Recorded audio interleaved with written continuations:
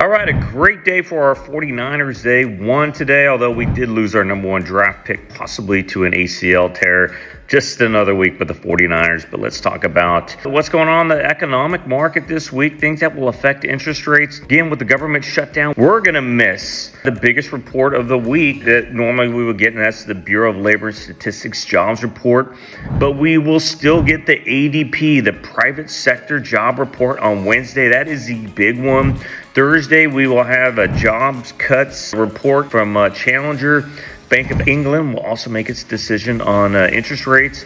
And then we have a consumer credit change report coming out on Friday. But really, not a lot of news. Government shutdown is still the thing that is casting a big shadow, a negative rain cloud upon our economy right now. Let's take a look at interest rates real quick. All right, as we know, as we talked about last week, the Fed lowered the Fed funds rate by a quarter point, but interest rates, mortgage rates, which are not directly related to the Fed funds rate, they're totally different, actually went up. Interest rates went up, and you can see that big spike towards that put us back above 6%. We went down, came down a little bit on Friday, but still just above 6% for VA. Conventional, you're around 6.25 to 6.35%. Really, I think Wednesday, if we get a jobs report that is negative, remember, we have been negative 3 of the last 4 months on the ADP jobs report. If we get another one, we'll definitely see interest rates come down, VA rates come down below